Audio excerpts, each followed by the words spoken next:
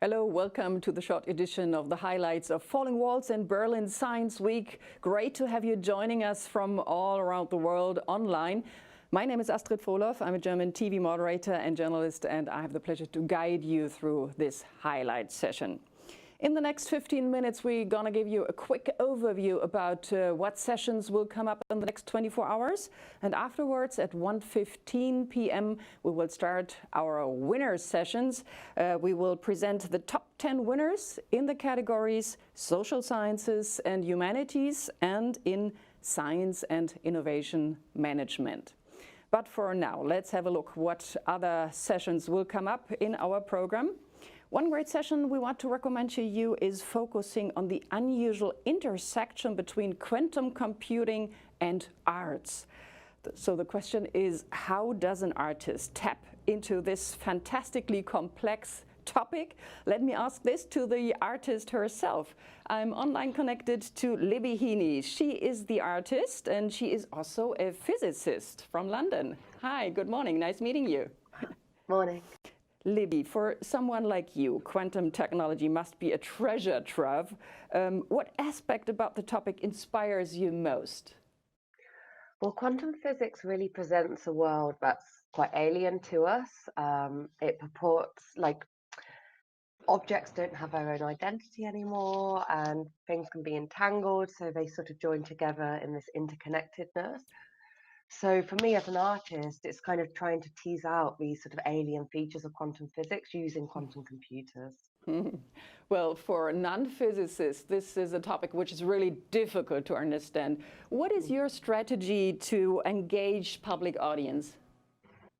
So I guess what I'm trying to do is not necessarily communicate the science as such, but to create visual experiences that are intriguing and look entirely different to anything that couldn't be created on a quantum computer. So people might not necessarily need to understand all the details, but they feel them, they get this intuition through visual means. And what route are you taking with your event at the Berlin Science Week? What can we expect? I have a background in quantum computing, so I did a PhD in the field before I retrained as an artist. So first of all, I explain a little bit about what quantum computing is, and then I look at what quantum computing is critically, so who it empowers, who it disempowers in the future when quantum computers are more fully developed. So I'm really interested in sort of thinking kind of generally about how quantum computers will be in the world, as well as the aesthetic side and questions about truth and subjective experience. Okay, that sounds really exciting. Tell me, why did you decide to go into arts after, having having done quantum physics? Yeah, so I was always like really keen to go into arts, but when I was at school, as teachers would, they were like, you should do quantum, you should do physics at university, so on. And then, but I was always making art and trying to express myself visually. And so at some point, it just felt very natural to make the shift. And also, when I was working in the field of quantum computing, I realized that there's very little ethical or any sort of social discussion around the future impacts from a social perspective, a political perspective, without instrumentalizing art. What it does allow me to do is talk about these ideas from a much wider perspective, and I think that's really important. So we're looking forward to experience your art during the Berlin Science Summit. Thank you so much, Libby Heaney, for this interview. Thanks a lot. Well, European culture. This is a complex puzzle, including many national memories. We want to meet now an artist who is an expert in this field. Joop Leersen is the 2020 laureate of the Alea Prize for Cultural Values. As a cultural historian at the University of Amsterdam, he has made it his mission to study how European culture can come to terms with national sentiments. And I have the pleasure now to talk to Joop Leersen. I'm connected with him digitally. Good morning. Thanks for joining us. Hello there. Hi. Job, let's start with a question which is really difficult, but maybe you can answer it quickly. What do you think is the defining element of the European identity? Yeah, well, the answer is, if there has to be a short answer, complexity. And I mean that in two ways. There's, first of all, the complexity of a long history. It goes back to many different periods, all the way from classical antiquity to the present day. And all these periods have left different self-images, different identities in our rearview mirror. And that goes from the rule of law to the spirit of enterprise to the memories of tyranny and oppression. And that leads to the second point of complexity. The European identity is terribly, subject to moral contradictions. On the one hand, there is that set of memories which leads to supremacism, pride, Eurocentrism. And on the other hand, there's a great degree of remorse and trauma, like what have we done? So, and all this is at the same time. So to be European means to live with mixed feelings. That's true. What are the scientific challenges when you research a topic like European culture? Right, yeah, they're fairly substantial. To begin with, nobody knows what culture is any more than what European identity is. It's a very fuzzy, undifferentiated idea. It can go from ingrained habits and lifestyles to arts and sciences, and it's very difficult to operationalize as a scientific question. So people tend to reduce culture to the underlying input factors rather than to analyze what it actually does and what it does to us. So I've been trying to do big fuzzy data with computer aided analyses. And secondly, there's another problem. People tend to see culture as being specific to a given nation. We have a national tunnel vision, and we tend to filter out what's entangled transnationally and how culture crosses borders. And that makes it very different to study culture at the European level. Computers can help. Job, very briefly, we all have a lot of stereotypes in our minds, but how important are stereotypes, though, in contemporary culture? Much more important than we think. I would say they are our cultural subconscious. We think we are innovative, modern, forward-moving, but in so many respects we keep on falling back on the narratives, the myths, the explanations that we heard in our childhood from the past, and we recycle these images, these memories, these myths. Think of a Netflix series like Barbaren, or the stories of the past that keep on being recycled. Okay, thank you so much. We are looking forward to learn more in your event during the summit. Thanks a lot. So, what else is coming up in the next 24 hours in our program? Let me highlight some of our events. Lifetime and a Future Without Disease is one session where you can learn if future without diseases is possible. The GID Lab, Capitalism in Motion, Imagining, Transforming and Inventing Economic Forms Over Time. This event aims to discuss the role of human imagination in creating capitalism. So here you can discuss with highly interesting personalities. And another great event is when you can get the chance to meet young scientists at the Mosaic Mission. This is one of the most ambitious science exhibitions ever conducted in the Arctic, and you learn more about the future of the Arctic. So we have more sessions, and I give you some more highlights. One is how can science diplomacy further a meaningful interaction between cities? And you get great examples, great best practices from Barcelona, Paris, Montreal, Mexico City, and The Hague after the COVID-19 crisis. We have got the Urania Klima Slam. If you want to have some fun and if you do speak German, join this slam session. Great people will present their ideas how to fight climate change. Then we will have a discussion between German science journalist Ranga Yogeshwar and German YouTuber Rezo. They will discuss about how powerful influencers are and about alternative facts.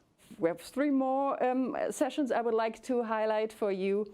Rare Stories of Hope. This is a very special format. It's about people living and working with rare diseases.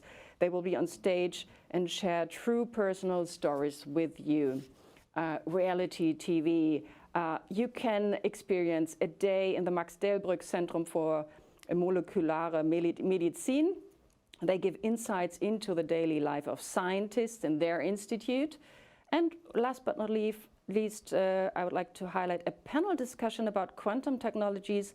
The Federal Ministry of Education and Research, the Ferdinand Braun Institute, and the Leibniz Institute für Höchstfrequenztechnik are hosting this event, and the Federal Minister Anja Karliczek will join this discussion about quantum technologies and how government can support companies in this context. So now for something different. Have you ever thought about the possibility of becoming a robot? No? Raphael Höstetler, General Manager of Devantro, certainly has. He and his team are working on a humanoid robot which can be operated from far using the futuristic approach of telepresence and virtual reality. Let's have a look at his work. Hi, my name is Raphael Höstetler. I am the founder and future robot number one of Devantro, the robot company. We are building robots that copy or imitate the human body. We are doing something that's called telepresence. And telepresence is transporting your presence, senses, and action from one point in space to another. It's a bit like teleportation, but you're sort of jumping into a robot. So the audience will see a very, well, I hope, interesting and lively discussion on what it takes to bridge people together and bring them closer to each other in especially the current very difficult times. And we are not just talking about it, but we are showing it live. So Laura Koicheva is in Munich during this event, and instead of being present at the event through video call or other means nowadays that sort of limit her capacity of physical interaction, she will be embodying a humanoid robot. Robo is a very special type of robot, and what makes it special is that it imitates the human musculoskeletal system. So the robot has muscles and tendons like we humans do. And that's in contrast to most other robots out there who usually have motors in the joints. And now you might ask, why would you want to do this? And we're doing this because it builds or creates robots that are closer to the human body. They behave more like the human body, so the motions are more fluent. The passive dynamics, so if you, for example, touch a robot or if you shake its hand, although it's off, it's much more like it would be for a human. So the grand challenge about building a humanoid robot like Roboy and the telepresence system is basically everything. Because we basically have to bring together and solve a lot of very small problems in many, many technologies. So we're integrating recent results from virtual reality, augmented reality, artificial intelligence, of course, robotics, but also like how you interact with the robot. And then I even work with an anthropologist to understand how we need to build these systems to truly give people like the feeling of connectedness.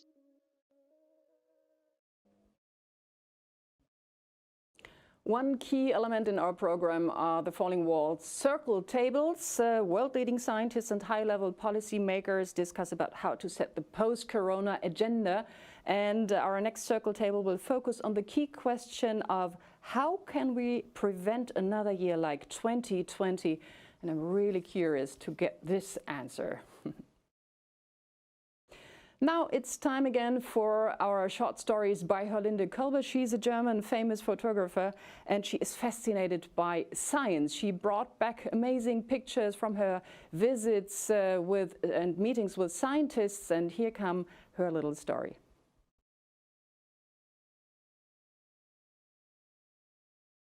Herlinde, we're looking at a portrait of a man who's holding up two hands into the camera with question marks on them. Quite a fascinating image per se. This is Richard Zare, a Stanford professor who is known for pioneering the use of lasers to study chemical processes on the molecular level. What's the story behind the picture? He's really a character. All his colleagues told me, and that's true. He's really a character. And he made his first research experiment already when he was 3 or 4.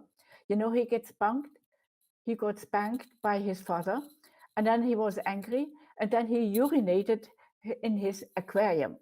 And all the tropical fish died. and then he gets spanked again. And, you know, and then he was really impressed what chemical can do, that, you know, it was really amazing. And also he told me to be successful in science, you have to be a constant schizophrenic. You have to believe an idea, but also immediately you have to question, is it really true? Does it really work? They also told me 9 of 10 times we will fail. And also another wisdom of him, you know, as a child, you're born with a lot of curiosity and wondering, and you're always asking why. So never stop in life. Don't grow up always asking why. Why? Don't stop it.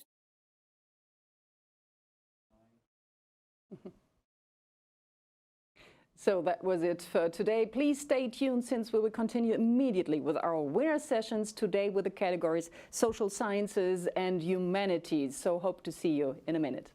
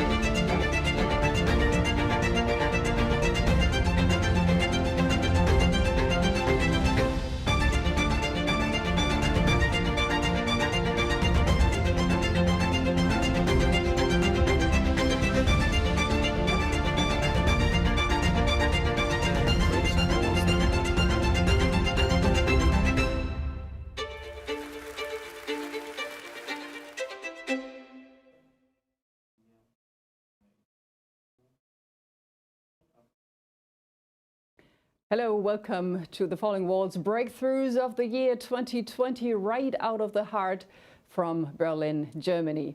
My name is Astrid Frohloff. I'm a German moderator and TV journalist, and I have the pleasure to guide you through this session. At the winner sessions, we will present winners in Falling Walls Search for the Breakthroughs of the Year, and each day will be dedicated to 2 different categories. And our first category today is Social Sciences and Humanities.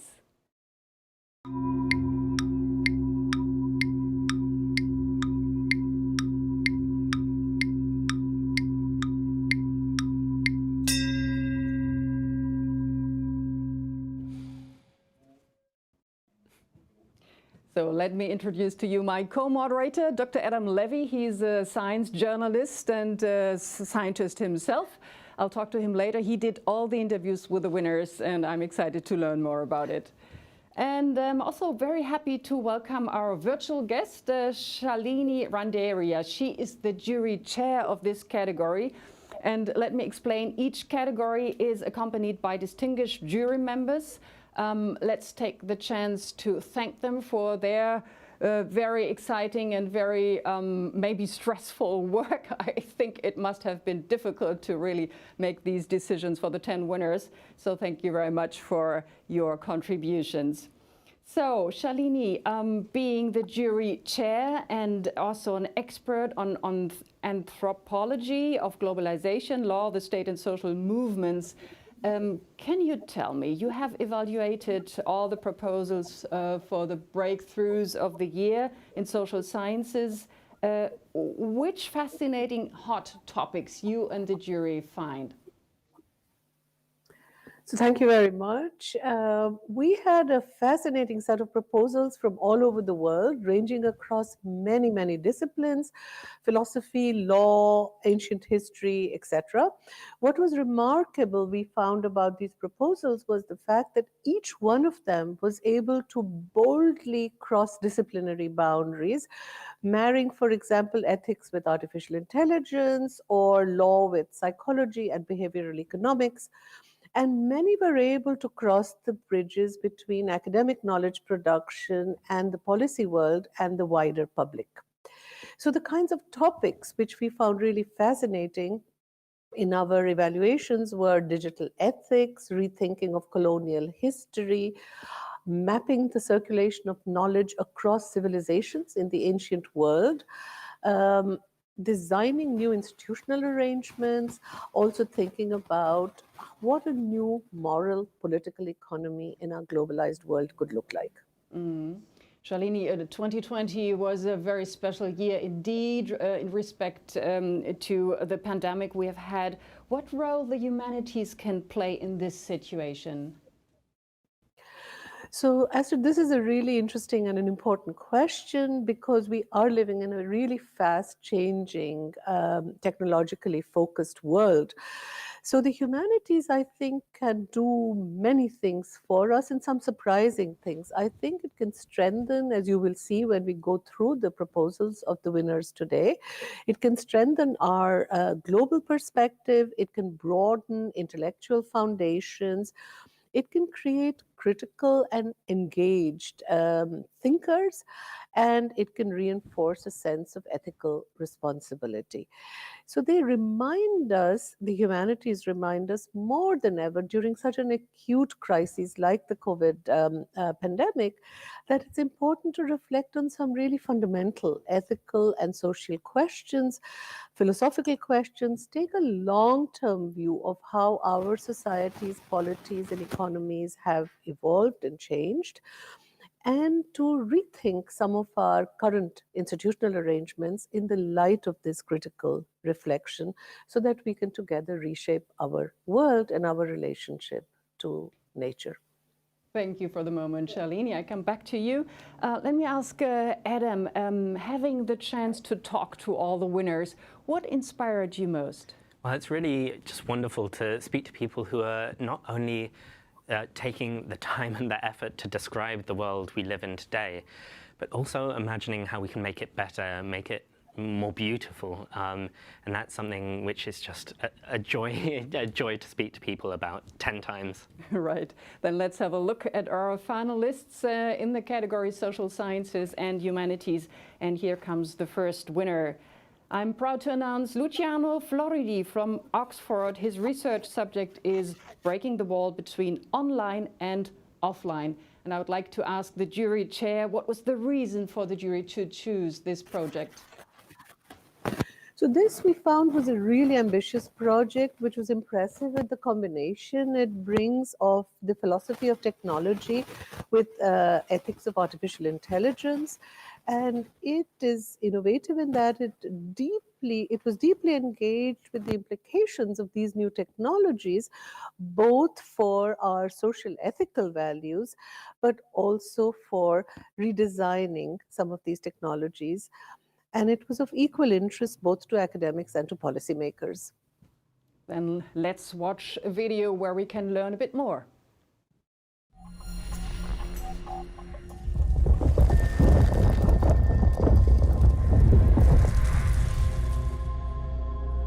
Breaking the wall between online and offline. Luciano Floridi, University of Oxford. It was in the 90s where we used to ask, are you online, are you offline? No longer. Today it doesn't make any sense anymore. When I'm in the kitchen, maybe cooking something, I might be streaming some music from an online service. Meanwhile, I'm cooking a real chicken, analog. Anyone asking, are you online, are you offline, means you are from the 90s. This is the 2020. We are on live, mixing the two constantly, making sure that both digital and analog, online and offline, give us the best of both. We've seen this in the pandemic, and I think we will see this increasingly in the future years. Now, this question about the balance between online and offline, maybe some people think that's a question for social sciences or even for people in the legal profession. Why is a philosopher wondering about these questions? Well, the on-life experience, mixing the two, is what we have experienced every day all over the place. And sometimes I'm told, oh, look, but a lot of people, they are not online, they don't use the internet. Have you forgotten about them? No, I haven't. But those people, their lives is determined by those who have. So taking care of our environment, making sure that the infosphere, this space in which we live constantly more and more, it's a good space for everybody. Not only is it good for those who live there, but also for those who will join us one day and those who will be outside as well. That's why it's a philosophical important enterprise. What do you see your goal as a philosopher asking these questions about our online and offline worlds? I can see that as two steps, shall we say. Step one is to understand the problems really deeply, spend time on them, call it analysis. And philosophy is good at that, especially with complicated conceptual problems. But then the next step is to provide solutions, design, not just analyze, but also design the right solutions. You can see a lamp behind me, and that is a problem that has been solved. Someone understood the problem of giving light to this room properly, and then designed the lamp to do that job properly. Now, this 1-2 is fundamental. And in any good philosophy, you will find that clear analysis and good synthesis of solutions. Now, philosophy and academia in general is often seen as quite lofty, maybe up an ivory tower. Is it challenging climbing down from that and addressing issues which affect all of us in our daily lives? It is an unfortunate misunderstanding, I would say. Remember that the founder of our field, Socrates, died for his own ideas. After that, many other philosophers have had a true intense engagement with the politics, the events of their time. So philosophy is something for our time, in our time. When it becomes an exercise in ivory tower, well, that's when philosophers discuss philosophers' problems and nobody cares. Normally, good philosophy discusses philosophical problems and everybody has an interest. And what exactly do you hope you can personally achieve with your philosophy? Well, I hope that if my philosophy will be remembered at all, will be because I managed to bring together, break down another wall between the green and the blue. The green of all our habitats, where we live, which is obviously the biological habitats, but also urban environments, social, economic, political environments, and the blue of all digital technologies, the immensely powerful, human-created, very valuable technologies that can make a difference to the habitats we have inherited. So the green and the blue, I hope that will be the contribution to this century. Well, if you would like to dive a bit deeper, you have the chance to talk to all our winners in our Q&A session, and this will start at 3:15 p.m. German time, so take the chance. Now comes our next finalist. I'm glad to introduce to you Margaret Levy, Stanford University. Her breakthrough plays in the field of inclusive community of fate. And I'd like to ask Shalini, what did the jury say about this project? So the jury felt that this notion of community of fate, Schicksalsgemeinschaft, is asking really profound questions about the nature of the state and of citizenship in a globalized world. It goes beyond asking important questions to suggest a new moral political economy building on ideas of solidarity and empathy with distant strangers, and designs new institutional arrangements that would allow us to live in a more fair and equitable world. So let's learn a bit more. Here comes the video.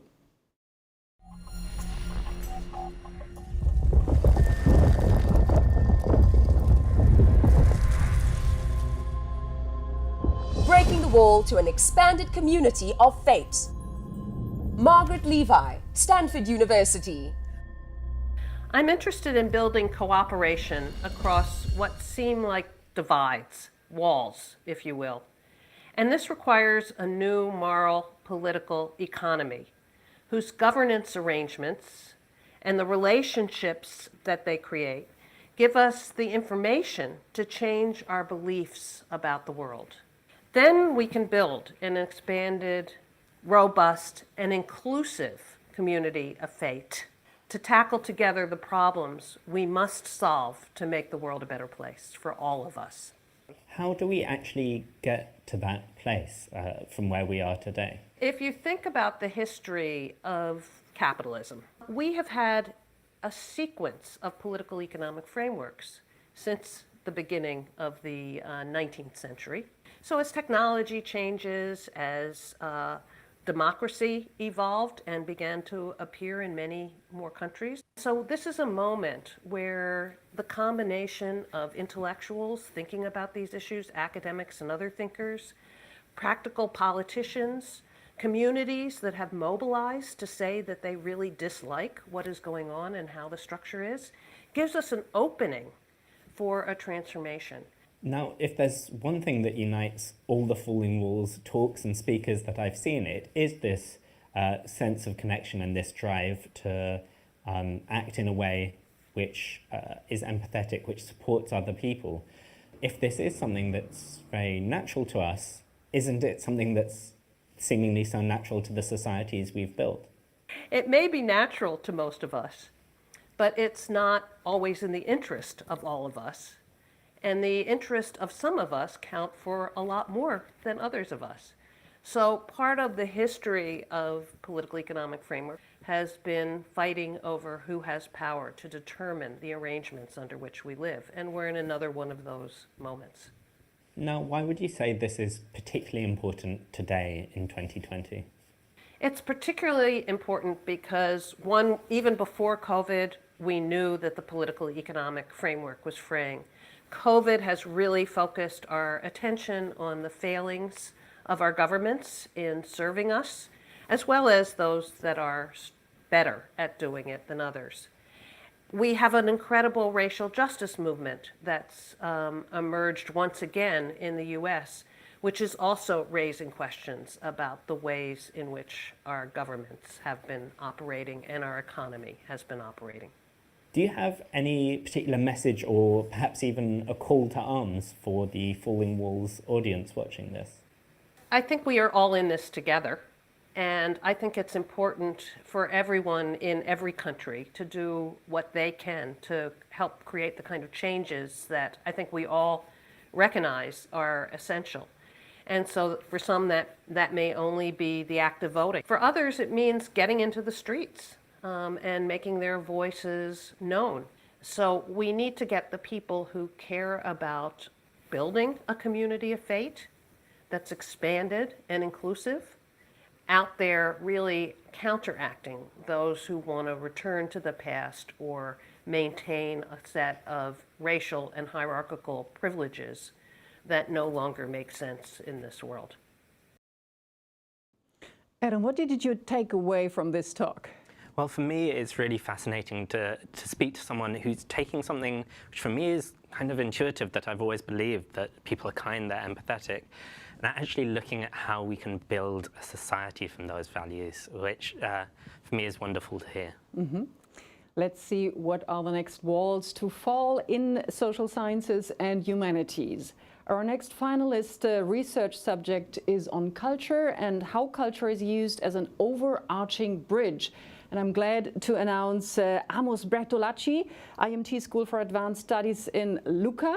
And I'd like to ask the jury, what was the reason to choose this project?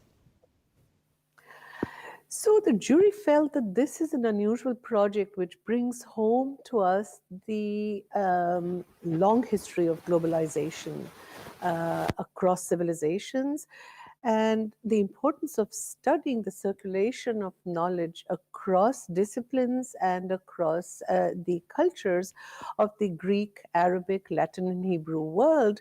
It brings together philosophy, theology, and science, looking at the Arabic manuscripts of Avicenna's main work on metaphysics, to show that we were actually a much more tightly knit, entangled world many centuries ago than we like to think today.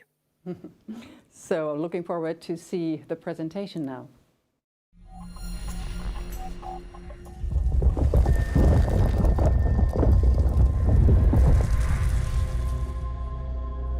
Breaking the wall of religious diversity through philosophy. Amos Bertolacci, IMT School for Advanced Studies, Lucca. Philosophy was able to launch a bridge above the walls of religious confrontations. The existence of such a wall is well represented by the diffusion of the philosophy of the Muslim Avicenna, who was born in Central Asia, but his philosophy spread from east to west, and it spread in Jewish, Islamic, and Christian communities. Now, what was it about this text which allowed it to cross boundaries in this way? His main work on metaphysics. Metaphysics is the philosophical discipline in which philosophers speak about God and divine matters. And Avicenna was able to deal with this topic in a very universal way. Now, one thing that really surprised me when I was learning about your work is that it's not purely in one discipline at all. In fact, it's incredibly multidisciplinary. Could you explain why that's necessary for the research you're doing? For realizing such a demanding project, we need very much the help of different abilities. So we need not only historians of philosophy, but also experts of philology, and also expert of computer technique, because we needed to digitize, manuscript images and to put them in a website in order to make them available for a wider public. What's your ultimate hope that learning about this history could achieve for us today in the present and going into the future? Nowadays, the risk of arising again some religious divide. We have recent news, the Hagia Sophia Museum in Istanbul becoming again a mosque. So it's important that in front of such a risk of a religious divide, and also in front of what I call the shaky grounds of politics, a space of cultural and philosophical communication remain alive. And this is possible if we think that English is now a common language, if we think that computer science is spreading all over the world.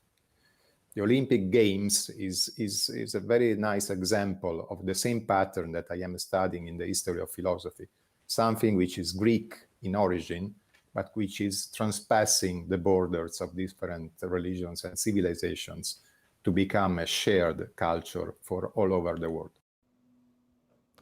So let me ask Adam, who did the interviews, that was interesting. What did you have in mind, actually, when you listened to this? Well, for me, it's fascinating to hear this story from hundreds of years ago, and it seems incredibly relevant to Falling Walls, the power of a good idea to spread across boundaries. I think that's something we see again and again at this conference. Yeah, at the Falling Walls conference. That's a basic idea, actually. Yeah, that's true. That's true. Well, now comes our next finalist. I'm delighted to announce Anne van Aken, University of Hamburg. She would like to break the wall of international cooperation. And I'm asking Shalini, what is the explanation of the jury, Shalini? The jury was impressed by this proposal because it marries international law both with behavioral economics and with psychology to offer a new understanding of compliance and of the cooperation between relevant actors in very different fields like international arbitration and humanitarian negotiations. Okay, so then let's have a look at her presentation.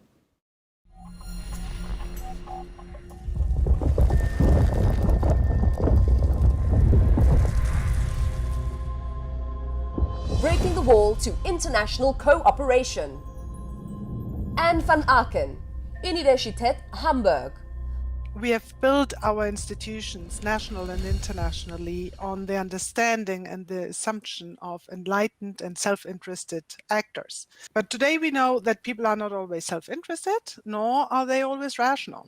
So I look at the people who make and apply the international law and how they behave. And in my research, I applied psychology and behavioral economics to international law and cooperation. What we ultimately want to achieve is to give advice on how to design international institutions that are better adapted to realistic behavioral assumptions.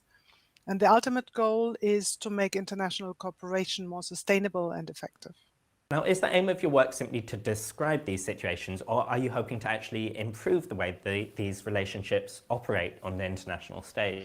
I mean, the first step is always to understand, to describe and to understand what's going on. The second step is surely to help. So we are currently working with the International Committee of the Red Cross and doing experiments. We actually planned them for this spring, but it didn't happen due to COVID. But we are now proceeding in testing humanitarian negotiators and how they behave in negotiations. And we hope that that will help them to negotiate better and to understand deviations from rationality in their counterparties. So hopefully that's going to enter that training, and hopefully it'll save some lives. What is the ultimate hope that we might be able to achieve in terms of perhaps changing the way we operate? It's ultimately about smarter treaty design, and that includes soft law, but that also includes, like with the humanitarian negotiators, negotiation tactics. So if we can design in a smarter way, taking into account the psychology of states or their leaders or their negotiators, we hope to make cooperation more effective and treaty design more effective. Do you ever get any resistance on your work from policymakers or negotiators? I mean, no one likes to be told they're not acting in the most reasonable, rational way. Interestingly, where I can tell you, we did experiments with international arbitrators, and the outset was, of course, no, we are all rational, completely rational, but they were very willing to take our experiment. And then they found it interesting because they couldn't say, well, it's just students. No, it was themselves. And then they started thinking about how to use this research. So I think in a way, everybody has an interest to understand where their blind spots are, where they can get better in their decision making, where they can get better in their way of thinking about problems. So yes, there could be an initial resistance, but then ultimately it should help them. Do you have any advice or even a call to arms for the Falling Walls audience who are watching? We all have the same sort of blind spots, and we need to become aware of what sort of mistakes we make when we think or when we look at statistics or probabilities. And we always continuously need to question ourselves and lean back and think slowly, what's the right thing to do? So what does this mean for us? What does it mean for you personally, Adam? Well, for me, as a climate scientist, I've often struggled to get my head around climate negotiations and why they often fail to achieve what they want to. So yeah, it's really interesting to hear someone describe the issues with cooperation on the international stage and look for ways to make it better. Mm-hmm. Let's have a look at our next winner now. I'm glad to announce Will Kimlicka, Queen's University. He's aiming for breaking the wall of human supremacism. And I would like to ask the jury, what convinced you most about this project? So the jury felt that the project addresses a really fundamental issue in all modern societies today, and that is the continuing tension between universal human rights on the one hand and membership rights, so citizenship rights, if you like, on the other hand. So what the project does is that it explores the ethics and the politics of membership and thinks through ideas for how to combine inclusiveness, solidarity, when thinking about the possibilities of collective action. Mm-hmm. Let's learn more about it. Here's a video.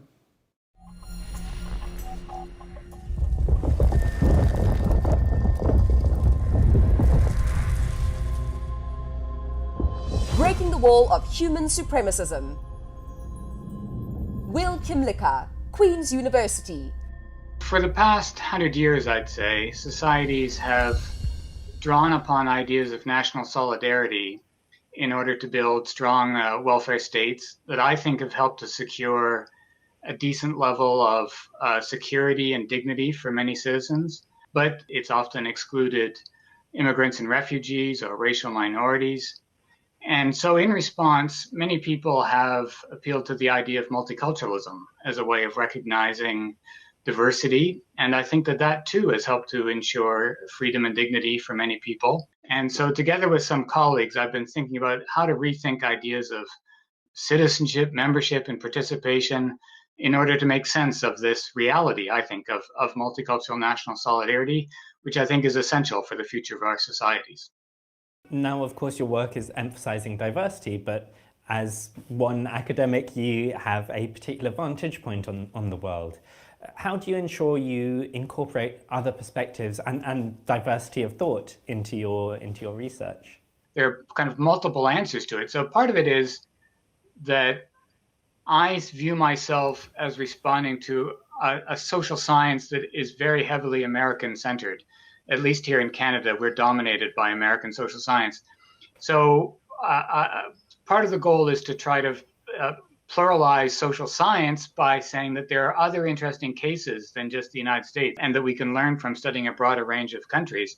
But even taking seriously the kinds of diversity within each country. Of course, what we're actually seeing in many parts of the world is a re-emphasis of boundaries in many cases, often a blaming of diversity for problems in society. Does that give you added impetus for carrying out your work?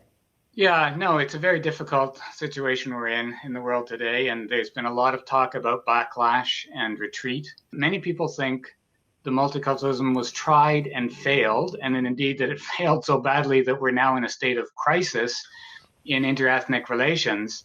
But I actually think there are a lot of success stories, and that if you looked at cross-nationally, there's really no evidence of a kind of a general backlash or failure or retreat. Could you paint a picture of the world that you'd ideally like to see created?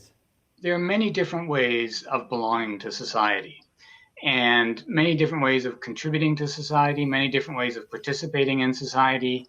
So I keep trying to emphasize that part of a good multiculturalism is one that encourages this idea that we share a social world in common, notwithstanding our diversity, that society is a common possession and that we all have responsibilities to it, including to improve it over time. Would the ultimate goal to be to get rid of the idea of us and them, or to transform that into a different kind of us and them? I think that human beings draw boundaries between us and them.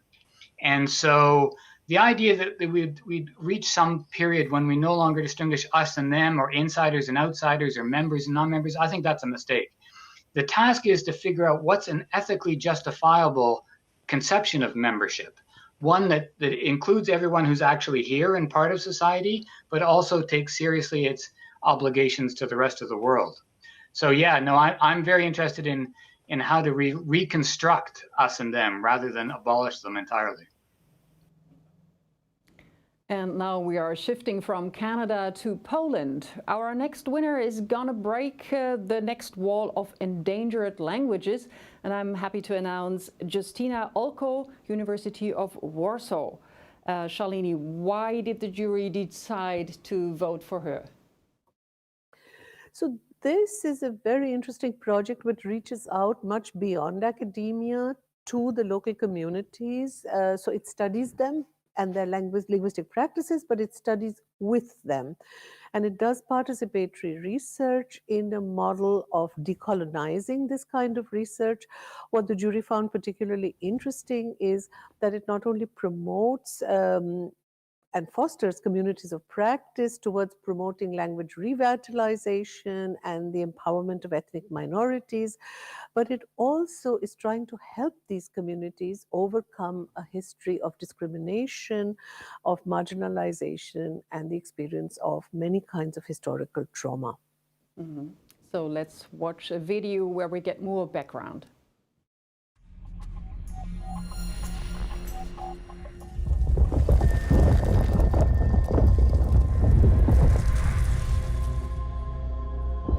Breaking the wall between academy and local communities in favor of linguistic diversity. Justyna Olko, University of Warsaw.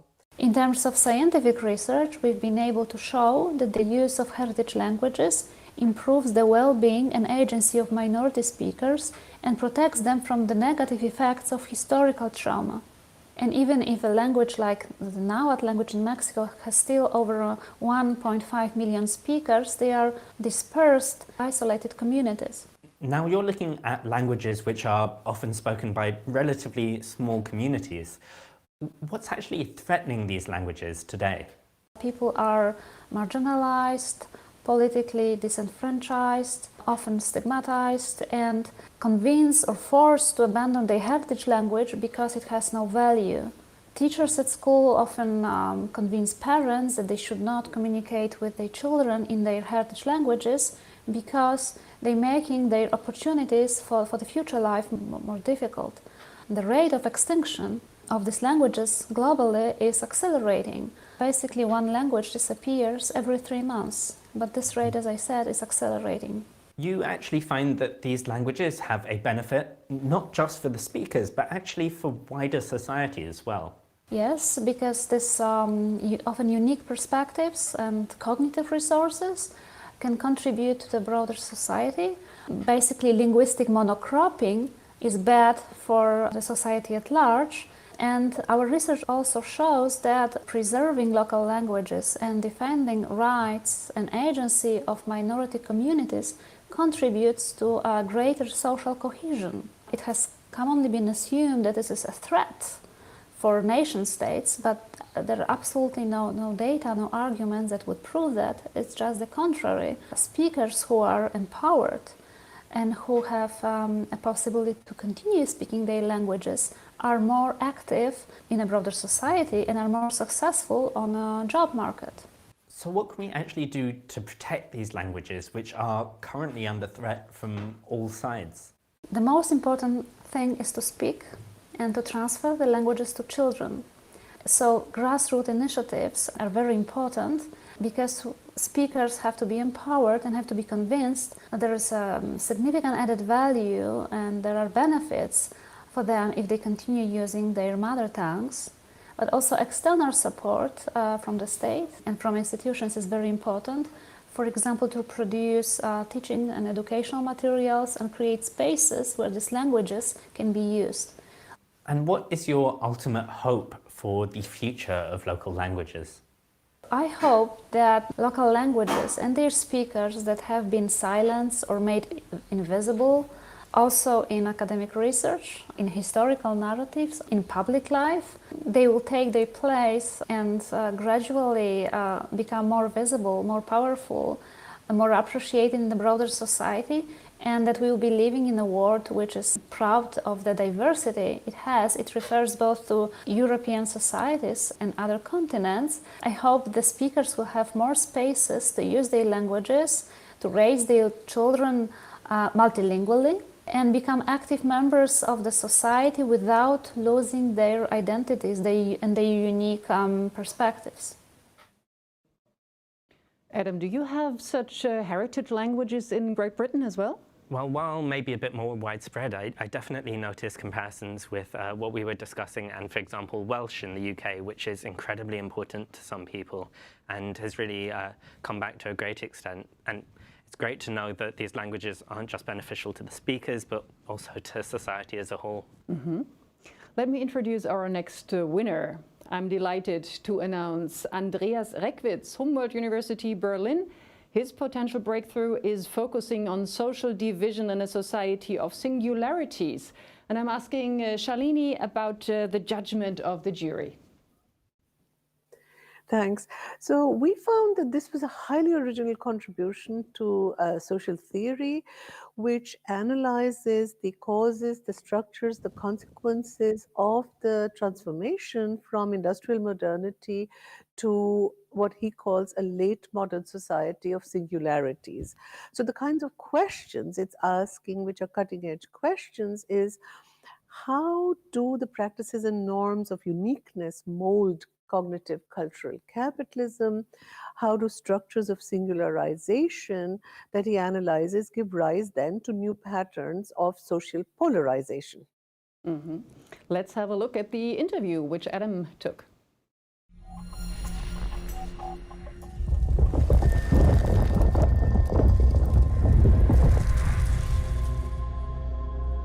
Breaking the wall of singularities. Andreas Reckwitz, Humboldt Universität zu Berlin.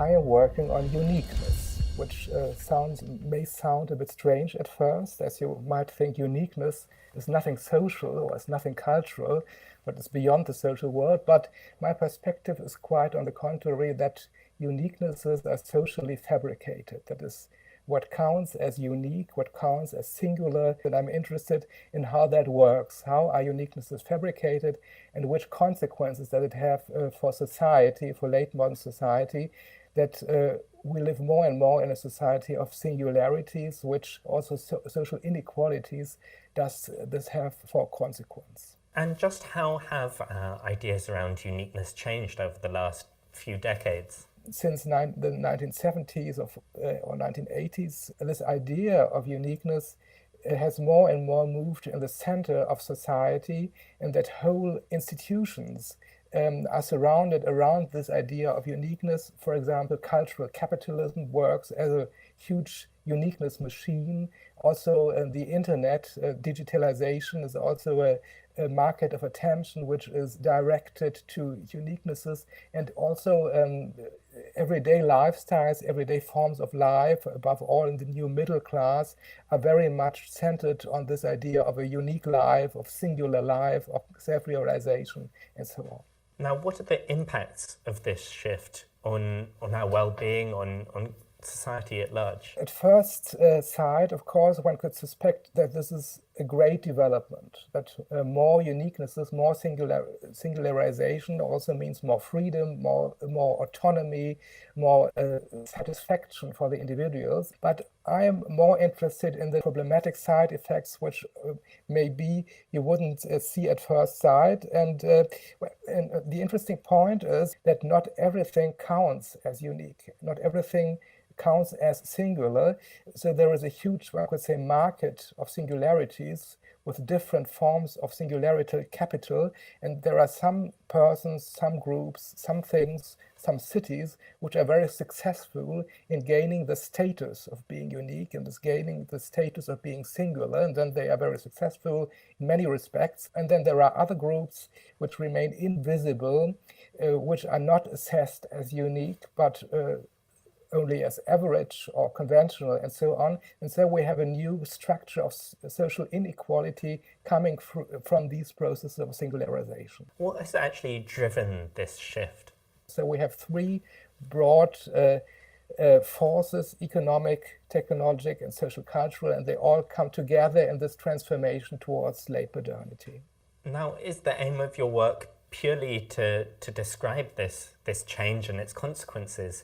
Or would you also like to shift our attitudes and shift that structure through your work? We have to decipher these structures in order to become aware of them and also to become in a position to change them in our everyday life and also in political life. But I'm not a normative philosopher. I don't say that's bad or good. I rather try to analyze the consequences of a certain development, and then it's our common task in society how to deal with these developments. And of course, I want to give a contribution to this discussion. Now let's have a look at our next finalists. Three more winners we've got in this category, and we are shifting from Germany to Brazil now. I'm glad to announce Lilia Moritz-Schwarz, University of Sao Paulo, and the title of the project is Breakthrough in the Analysis of Authoritarianism in Brazil. So what does the jury say, Shalini? So we found that the project was really exciting because it addresses a set of very important contemporary issues in what one may call soft authoritarianism, the rise of a new kind of political hybrid regime, which are mutations, if you like, of democracy towards authoritarian rule. And it takes the case of Brazil to exemplify a lot of the tendencies that we could find today globally in a lot of the countries where democracy is being dismantled, hollowed out from within. So I'm looking forward to the interview now.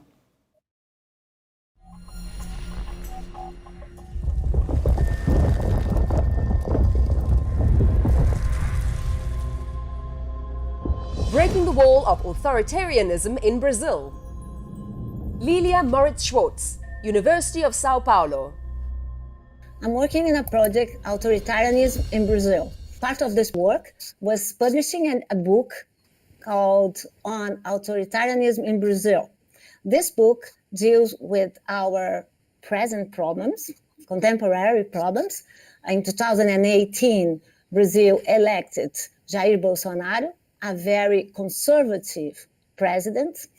But the book, it's not a book about Bolsonaro. It's a book about Brazilian history that tried to explain that Brazil was always very conservative. And now for a lot of people, the election of Bolsonaro was very surprising, but you actually put him in the context of Brazil's history. I use history to prove that Brazilians were always very authoritarian. So I use history to try to explain the contemporary issues in Brazil. Now, is the aim of your work simply to describe and perhaps explain what we're seeing today, or are you working to some extent to change this system? The idea is to change the system. The idea is to ask Brazilians to act as citizens, to ask Brazilians, to challenge Brazilians to act in favor for a more democratic country. I'm asking Brazilians to change the very perceived way that Brazilians use to act. So the idea is to change the country. But I really think that in Brazil, we need public intellectuals that will openly speak to a broader public. What is your dream for the country that Brazil could become? My dream is that Brazil will be a more inclusive country, that Brazil will be a more plural country, that Brazil will have no races. We live in Brazil, a kind of very difficult structural and institutional and systemic racism. And the problem in Brazil is that nobody wants to talk about this issue. As a historian, how is looking at the past pointing out how we might be able to change Brazil's future? In moments of crisis, history is always a very important player. That's why Jair Bolsonaro and its government, they are trying, for example, to change the military dictatorship in Brazil. Was a very good moment for Brazil. It was not. It was a very hard moment. Military, they killed a lot of Brazilians. But Bolsonaro is using history to try to justify his acts or his government. So history is a very important player. So inequality in Brazil and in the world, it's a question of education. So what I'm trying to do, I'm trying to talk with people. I'm trying to talk with a biggest audience, bigger public, because I think that we have to prepare the new generations. We have to prepare people to face authoritarianism in Brazil. From South America, we are moving now to North America, to the United States. And the next winner is aiming to break the wall to face surveillance. I'm delighted to announce Kate Crockford, ACLU, Massachusetts. And I would like, Shalini, what does the jury say about this work? So here the jury felt that this is a highly relevant project being carried out by the American, in the American civil liberties context, looking how to protect and also to expand First and Fourth Amendment rights and civil liberties, looking at how systems of surveillance and control work, especially in the way in which they target minorities, Blacks, immigrants, or Muslims. So this is a project which not only has a lot of important academic lessons for us, but very important policy implications. So let's learn more in our following interview.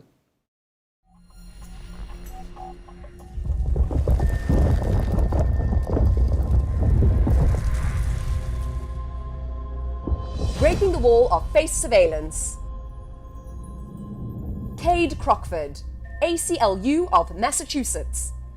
We are working to prohibit government agencies from using remote biometric surveillance technologies. And this is a really exciting movement, in part because I think really for the first time in the 21st century, a large number of well-organized, smart people are coming together to draw a line in the sand and say that the people in Silicon Valley, the people in government, in police departments, and security agencies, for once are not going to be the ones to decide what the boundaries of our freedom will look like in the 21st century.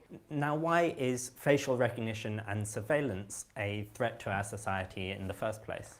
Facial recognition, unlike any technology we've ever seen, enables a type of almost perfect surveillance that obliterates anonymity and privacy in public space.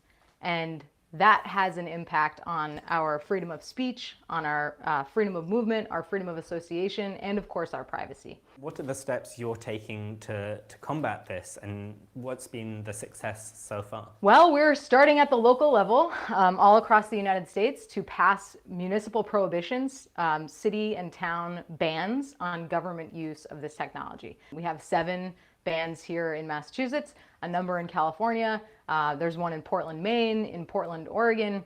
And these bans are really important actually because policing in the United States is a local concern. How do you respond to those who feel that this kind of technology could actually be hugely beneficial to society? The world as it is, particularly in the United States, again, I can't speak to the context in other countries, but here in the US, the reality is that law enforcement for many years have been engaged in patterns and practices of racist brutality and discrimination and targeting of Black and brown people and the poor, frankly. We saw in May of 2020, the police kill George Floyd, a Black man, sparking massive protests all across the United States. But these Black Lives Matter protests that we've been seeing ever since May are not the first, civil rights movement led by Black people to demand justice from the law enforcement system in this country. Those protests have been occurring for literally decades. So I would ask technologists to think, again, not of how this technology could be used by an ideal policing system, but how it will be used and is being used by the policing system that we actually have in the United States. Do you have any requests or even calls to arms for those who are watching this? We are in the driver's seat here. We get to determine whether or not these technologies are used in the first place, and if so, how. And so I would ask that technologists think of their work not only as political, but also think of themselves as political actors and recognize that they too have a role to play in shaping our government and ensuring that the technologies that they build and deploy are deployed only within the context of democratic governance and not in an authoritarian type of situation where security agencies, the Department of Justice, the Department of Homeland Security are making hugely consequential decisions for hundreds of millions of people in the United States about what our future will look like with respect to the relationship between technology and our freedom. Adam, what did you take away from this talk? Well, I think it's so interesting in a conference where we often talk about technology and artificial intelligence as inherent forces for good, to take a step back and think about how these tools can be used and often are used in the wrong hands. So I think it's so valuable to have that reminder. Mm-hmm. Let me introduce our last winner in this category, and I'm glad to announce Lucy Kluwer, University of Oxford. She wants to break the wall of COVID-related violence. And Shalini, what was most convincing for the jury about this work? This is the one project which the jury chose which directly addresses the COVID pandemic. And what the jury found really fascinating about this project is its focus on domestic life, on family life, especially child abuse. So what the project does is to develop and test open source parent support programs. And it has done so by building a really quick emergency coalition with the WHO, UNICEF, etc., and has translated and adapted simple parenting resources, made them available in 104 languages, reaching out already to 78 million parents in 160 countries, which we thought was an amazing achievement indeed. Let's watch the video and learn more about it.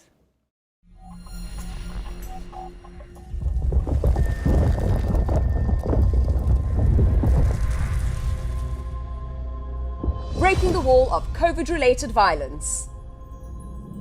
Lucy Kluwer, University of Oxford. About 10 years ago, we developed a set of evidence-based violence prevention parenting programs for families in low and middle income countries. And when the COVID-19 epidemic hit, we realized that there was a sudden and absolutely desperate need for parenting support. Suddenly, across the world, families were trapped in small spaces with their children, schools were closed, services were closed. Everything you needed to support in parenting was suddenly gone. And added to that was huge mental health distress and economic stress. So in the space of a couple of weeks, we brought together around 10 international agencies, including WHO and UNICEF, and we converted these parenting programs into evidence-based resources, which have now reached 86 million families in 182 countries.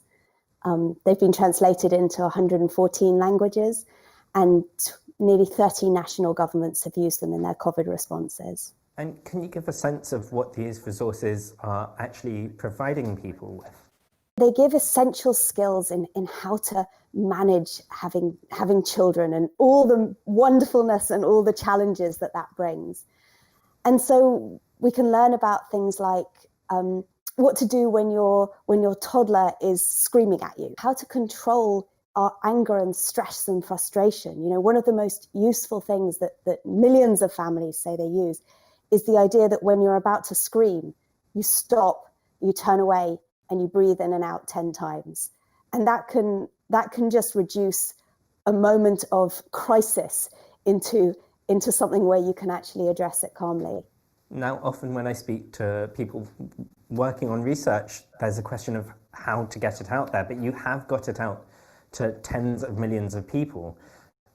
How are you getting this message out so widely? One thing we realized immediately was that we had to make things open source. In a global crisis, a pandemic, you can't try and have proprietariness. And so we essentially made these resources available to anyone who wanted, to any organization, any government. We said adapt and change for your local context as you want, but we begged them to keep the evidence. And to our amazement, they did. In Abu Dhabi, they had headdresses on the characters. In Kyrgyzstan, they made them into these amazing cartoons that went on national television, and the women all looked fantastic in these cartoons. It really taught us that if you give people evidence-based tools, evidence-based science, and then you facilitate and make it possible for them to use it for them, for their community, then something quite extraordinary can happen. What is your dream for the impact your work might be able to have on, I suppose, this outbreak of domestic violence that we're seeing as a result of COVID-19? The dream is clear, that we reach every parent who needs, every caregiver of a child or teenager who needs support has access to something that is absolutely free and is the best possible evidence. I feel that that's what they deserve. Well, that was it for today. You have met our 10 outstanding winners in the category Social Sciences and Humanities and their stunning projects. So congratulations to all of them. But it's not done. It's getting even more exciting. On Monday, 9th of November, the day when the wall in Berlin came down, we will celebrate the Falling Walls breakthroughs of the year 2020, and the jury will choose 10 winners out of each category. So it's time for me to say goodbye to Shalini Ranieri, our jury chair today. Thank you very much for joining us, and it was a great pleasure talking to you, Shalini. Thanks a lot. Thank you. Now, in some minutes, we will continue with our next category. This is Science and Innovation Management. Adam, what is actually the relevance of this category? I mean, for me, looking across Falling Walls, you see that so often novel work comes out of collaborations between different disciplines and new ways of looking at disciplines. And so how we manage science in innovative ways lends itself so crucially to the end results, the research we get to talk about. Mm-hmm. We will learn more about this, and you will meet all of our 10 winners in this category as well. So we are looking forward. In a couple of minutes, we will start, and I hope we see you again. Have a nice day. Otherwise, goodbye.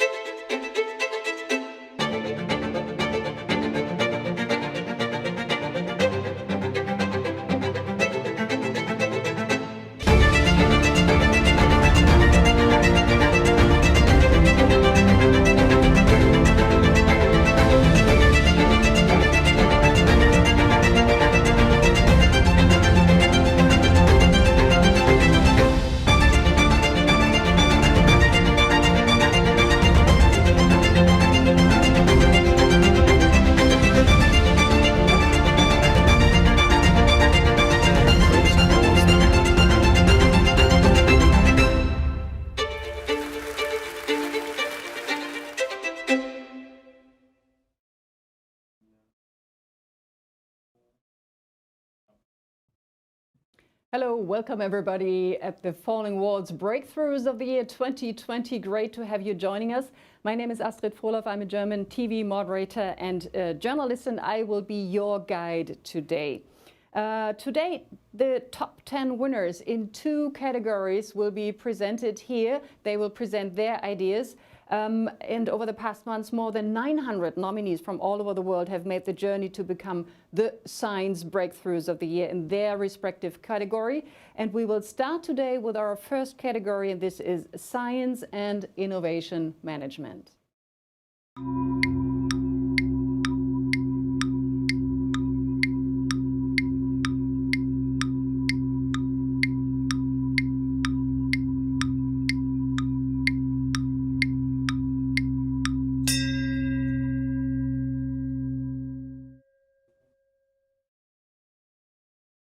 And with me in the studio is Dr. Adam Levy. He's a science journalist, a climate change YouTuber, and you can tell a lot about the breakthroughs since you did all the interviews with winners. Looking forward. And joining us online is now Kumsal Bayazit. She is a jury member in this category. Great pleasure to have you joining us. Hello, how are you? I'm very good. Wonderful to be here, Astrid. Thank you. That's great. So each category has its own outstanding, very prominent jury. The members did an incredible job since it was really difficult, I was told, to choose the 10 winners in this category. Here you see the members of the jury in this category. So we would like to thank them for their incredible work. Kumsal, you are an economist and CEO of Elsevier, and you are a jury member, as I said. I think we need to first define this area for the viewers. What do you understand by outstanding science and innovation management? Thank you, Astrid. And first, I want to thank Falling Walls for the opportunity to judge stimulating and innovative projects. And I also want to extend my thanks to Michael Kiszka for being an excellent jury chair. Outstanding Science and Innovation Management is a new category this year, and the award recognizes projects that show a novel and outstanding approach to the process of managing scientific and innovative ideas. And we used 4 criteria to evaluate the projects. Does it contribute to better research? Does it represent a new approach? Does it increase the quality and performance of the research enterprise? And finally, is the approach also applicable to other areas of society and economy? Is it scalable? Kumsal, what I already learned is that among the winners, there are some extremely unusual and unexpected projects with very creative approaches. Can you confirm that management in this category includes a lot of creativity and a lot of creative experiments? Yeah, Astrid, I can confirm that scientists are absolutely brilliant at finding innovative approaches to solve problems. And to answer your question, the creativity and diversity of proposals were outstanding. We discussed proposals that focused on social innovation, on creating a startup culture among early career researchers, citizen science, interdisciplinary collaboration, open science, open innovation, very new and novel ways to think about awarding project funding, removing bias from existing approaches. The level of creativity in the submissions we have seen were inspiring and gave me a lot of hope for the future of science and innovation management. Thank you, Kumsal. For the moment, I'll come back to you. But let me first ask my colleague, Adam, when you talked to all the winners, what was most surprising for you? What inspired you? Well, I suppose for me, coming from an academic background, it's so interesting to see the variety, the numbers of different ways we can conduct science, and the incredibly different results that can lend itself to. Okay. Let's unveil the secret and see who the winners are in this category. I will start with our first winner today, and I am announcing Christine Persson, Lawrence Berkeley National Lab. She is aiming for breaking the wall for democratizing science. And I would like to ask Kumsal, what did the jury say about this work? The Molecular Foundry and its director, Kristen, provide visiting researchers, who they call users, with access to state-of-the-art leading-edge scientific instruments. And in an innovative twist on the traditional user facility model, users also gain access to world-renowned scientists who devote their expertise to the user's research goals in a uniquely multidisciplinary and collaborative environment. Selected through an external peer review process, over 1,000 academic, industrial, and government users come from all around the world each year, getting free access to world-leading equipment and experts. The jury found this to be a great effort in democratizing access to science and enabling interdisciplinary research and collaboration. Let's learn more and have a look at the video.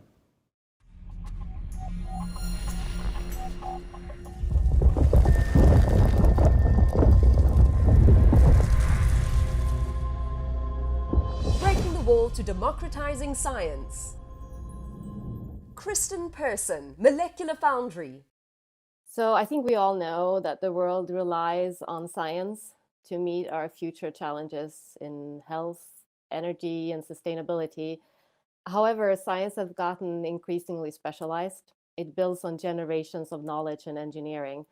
If you imagine the days of Da Vinci and Archimedes, when breakthroughs could be achieved with relatively simple tools, unfortunately, those days are gone. But imagine now that you are a Da Vinci or you are an Archimedes and you have a really good idea, but you don't really have the tools nor the expertise to realize and to test that idea.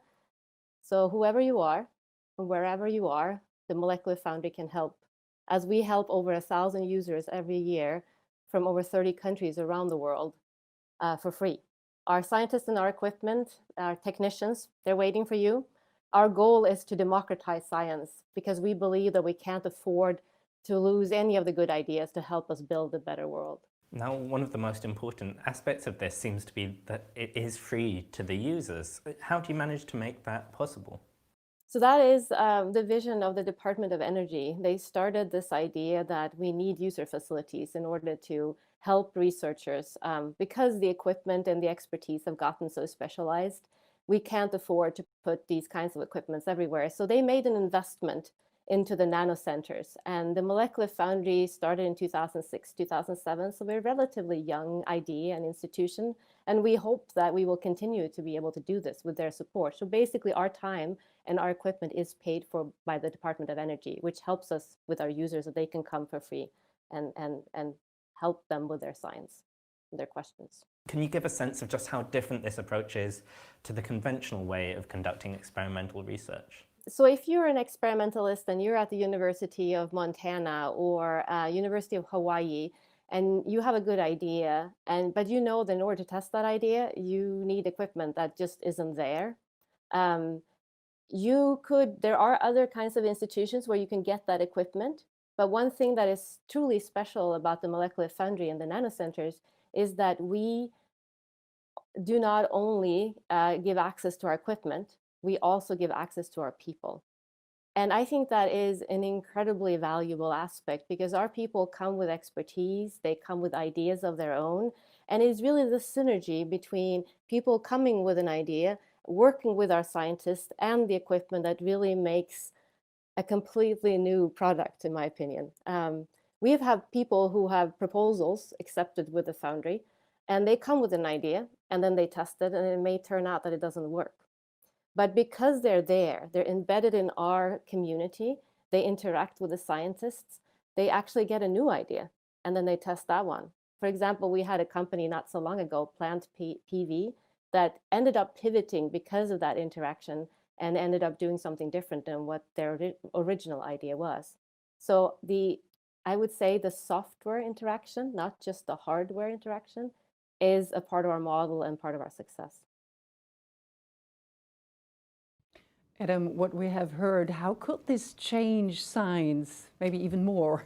Well, I suppose we often talk about science crossing borders and being borderless, and I think that's, of course, the dream. But in practice, we often see something quite different, especially if scientists don't have access to the equipment they need or the expertise they need.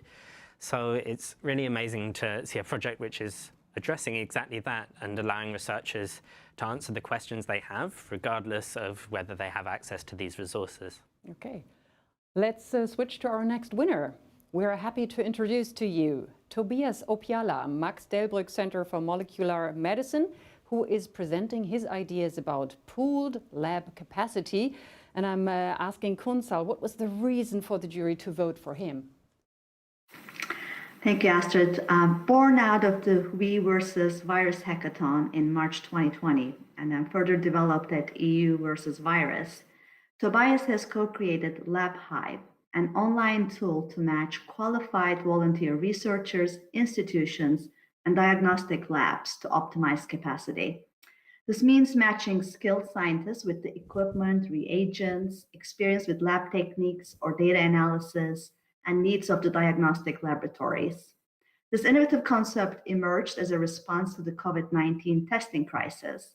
However, it has potential to change science management and collaboration in the future. The jury found this to be a pragmatic, fresh, and energetic initiative trying to solve one of the many challenges of the pandemic and ensure that research can keep going. Well, this makes me curious to see the interview. Let's watch the video.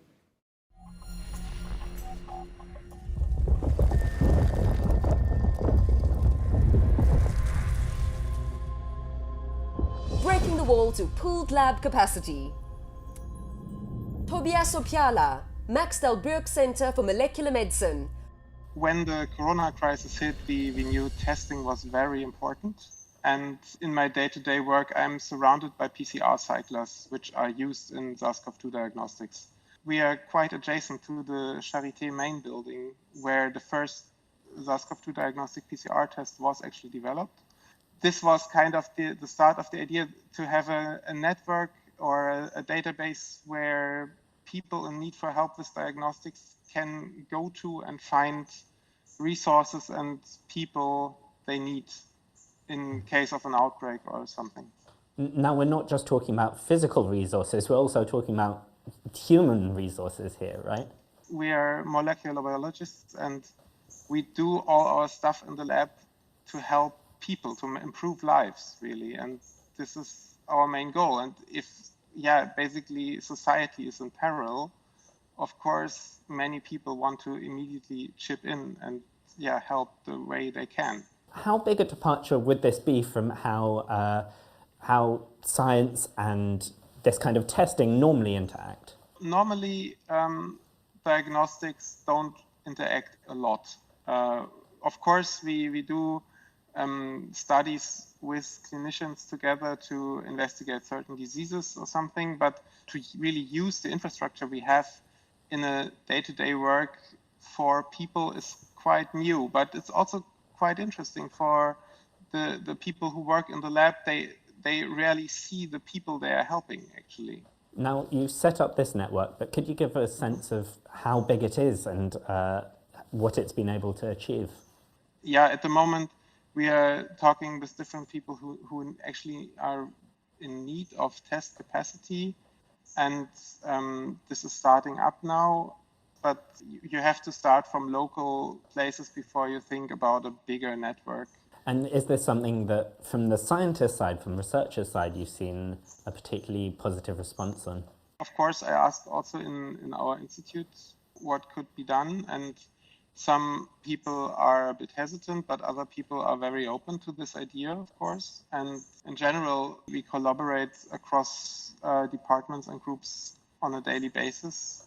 But there is no network to have this across institutes or across institutions. And this is somehow the bigger, farther goal we want to achieve with this, of course. Now, are you just working on this network all by yourself, or are you working in collaboration with other researchers, with other people conducting testing?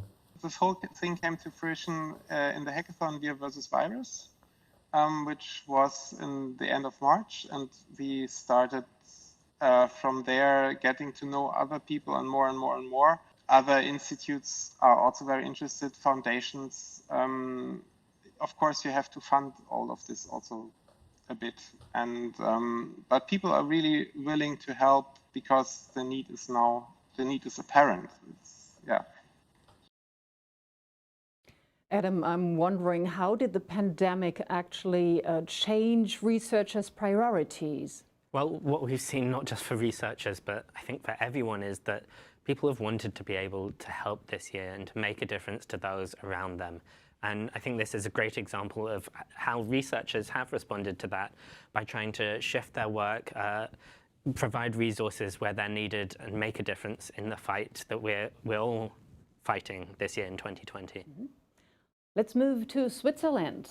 I'm glad to introduce our next winner, and this is Marc Gruber, École Polytechnique Fédérale de Lausanne. His research subject is about getting more value and impact from new technology. Kumsal, what did the jury decide about this project? Sure, Astrid. Marc Gruber focuses on bringing new technology to the markets that need it. He significantly advanced the practice of innovation with the Market Opportunity Navigator, which helps in the highly critical phase of identifying the best markets for new technology. He connects the scientific discovery, solving a problem in a new way, with application opportunities for that innovation. And this enables the scientific discoveries to have bigger impact on society. Launched in 2017, the tool has become an international success, and in 2019 was added by Silicon Valley legend Steve Blank as the fourth tool to his renowned Lean Startup method. The jury felt that his method really is very effective to identify market opportunity and allow knowledge transfers. Let's watch the video to learn more about this.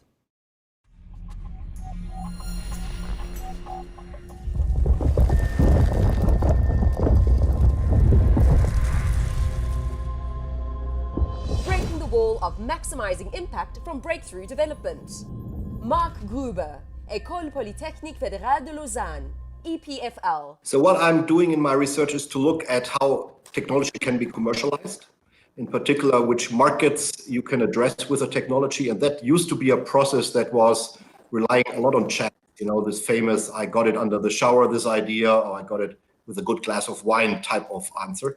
And my research actually demystifies that chance event by looking at the systematic components, which means, can we identify opportunities for commercialization of science in a more systematic way? And I've created a method that is based on my research insights together with my former PhD student Sharon Tal. The method is called the Market Opportunity Navigator. It's featured in a wonderful book that I've written that you see on this side, actually, over my shoulder. It's called Play. And it's now part of the world famous Lean Startup tool set.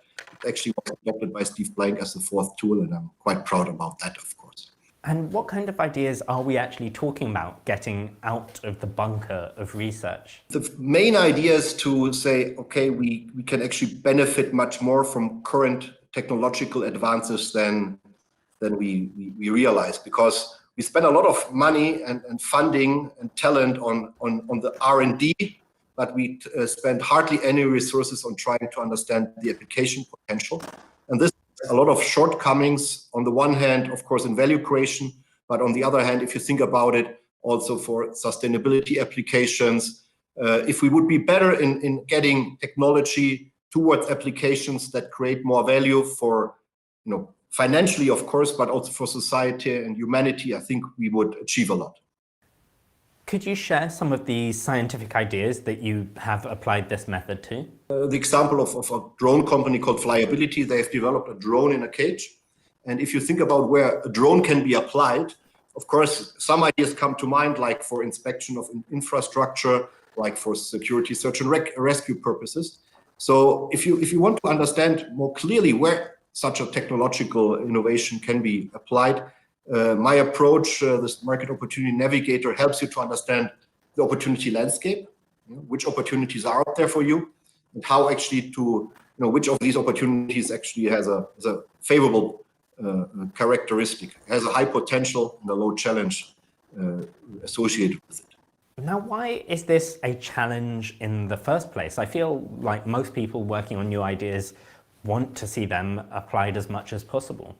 Almost every type of technology, these technologies are used for certain applications, and these applications are typically closely related to what the inventor might have had in mind for their usage, for their application. What we see as well is that many inventors are blind to many other types of applications that are, maybe apparent to other people. So this whole conundrum of finding applications for one technology, finding opportunities for one's technology, relies a lot on who's looking at the technology and its capabilities. And once you understood this, it's about team formation, it's about figuring out how heterogeneous team can be composed, maybe from people, including people from other organizations.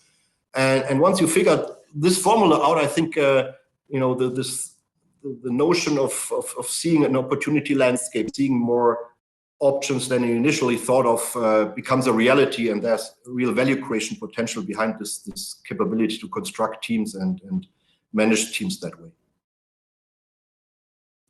You are watching the winners session in the category Science and Innovation Management. We are presenting the top 10 finalists, but the journey is not over. On November 9th, the day when the Berlin Wall came down, we will celebrate the falling walls breakthroughs of the year 2020. 10 winners out of 10 categories will be chosen by the jury, and I'm excited to see who will be the lucky ones.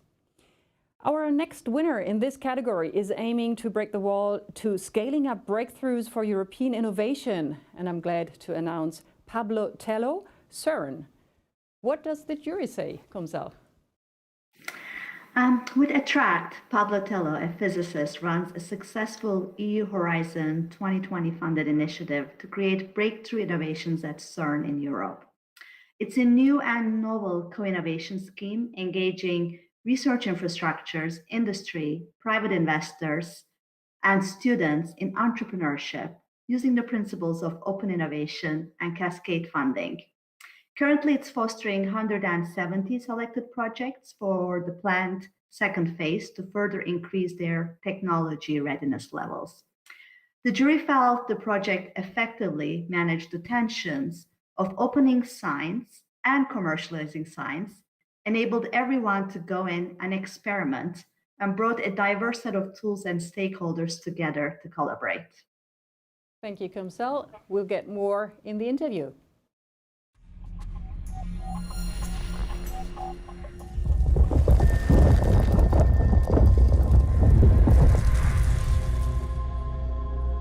Breaking the wall to scaling up breakthroughs for European innovation. Pablo Tello, CERN.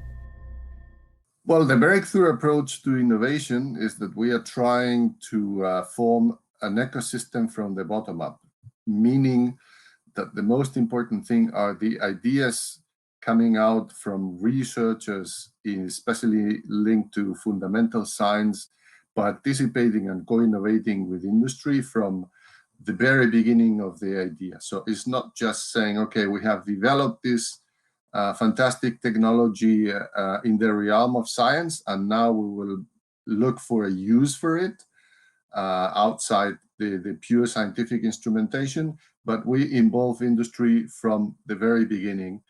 So each one of the communities, fundamental research and industry, work with the same technology, but in the upper stages, they develop it for different applications.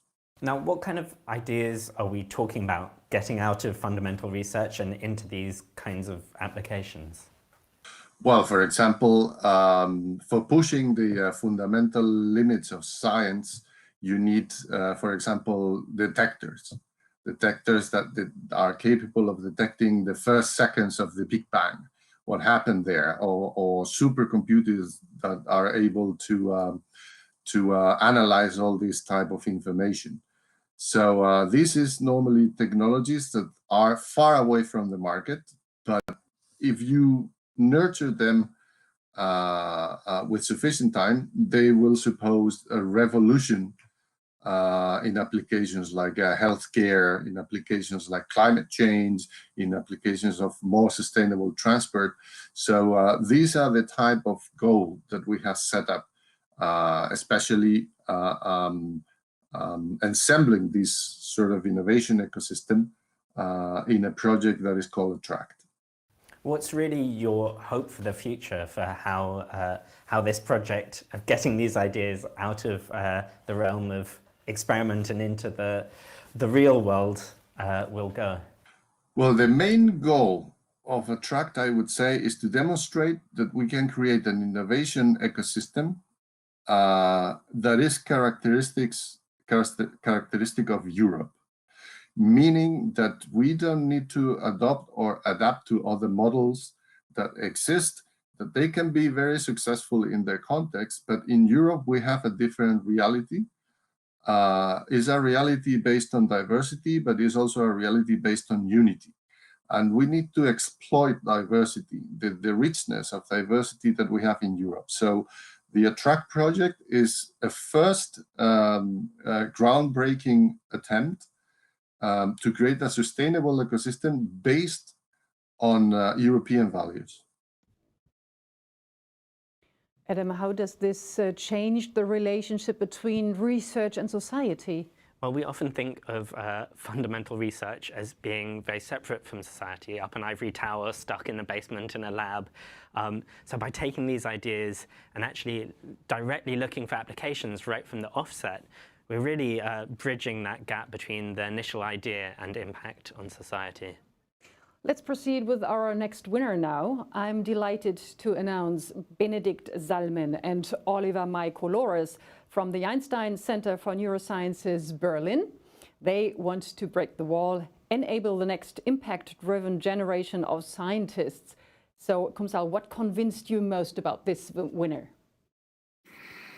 Astrid, Benedikt and Oliver champion the concept of open innovation, and they offer a different way of doing research to address urgent global challenges and developed a unique training strategy that empowers early-stage researchers to apply open innovation concepts directly into their projects. Embedding this training into neuroscience research drives out-of-box thinking and better trained scientists. More importantly, their students learn to break down barriers between different disciplines, to connect the dots on the path to discoveries, and engage citizens in the discovery process. They aim to make the process from ideas to scientific discovery easier with open innovation, open data, and open science approaches. The jury selected this project as they already have a track record of over 10 PhDs approaching neuroscientific research in novel ways, for example, by including the roles of relatives and social networks in schizophrenia diagnosis. Well, here's the interview Adam took.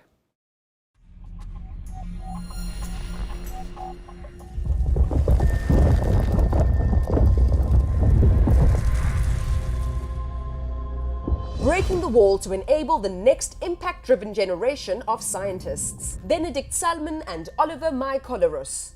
Einstein Center for Neurosciences, Berlin. Our breakthrough is that we bring the ideas and concepts of open innovations already to PhD students.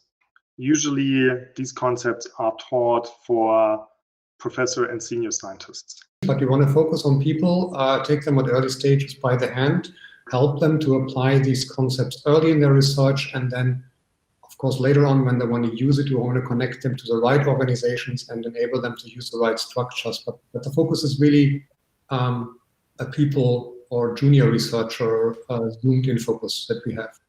Now, I think the word open is becoming more and more familiar in the context of research, but what actually are we referring to in this case when we talk about openness in research? What practices are you using? We do not define neurosciences as a one discipline, so we have a range of discipline. This starts already with philosophy and then goes via cognitive sciences, neurology, psychiatry, until really hardcore molecular biology. And we have computational scientists, we have physicians in our program. So this is all very interdisciplinary, and we foster interdisciplinary projects. And so we need open students which can think open and which actually work interdisciplinary. Does conducting research in a more open way just benefit other researchers, or does it have direct benefits for society in a wider context as well? I'd say society is benefiting in two ways. First is that publicly and openly stored data is accessible by many scientists from all over the society.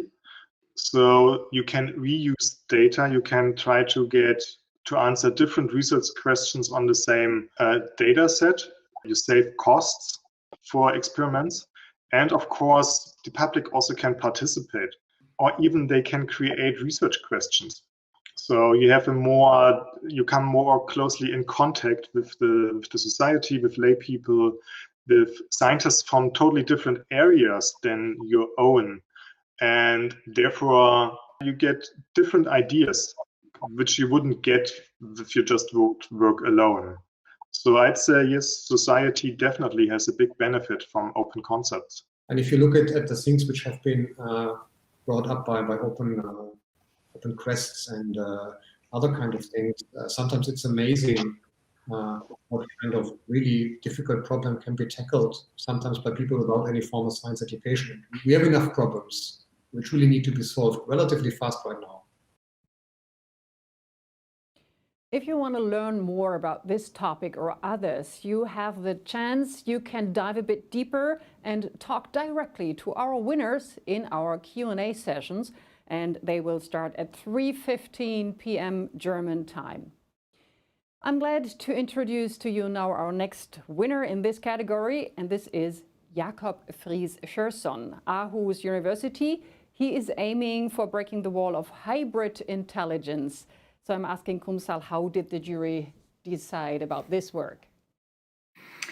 A multidisciplinary scientist, Jakob brings together researchers from all branches of natural science with social and cognitive scientists and hundreds of thousands of volunteers to create an online laboratory for human problem solving and collaboration.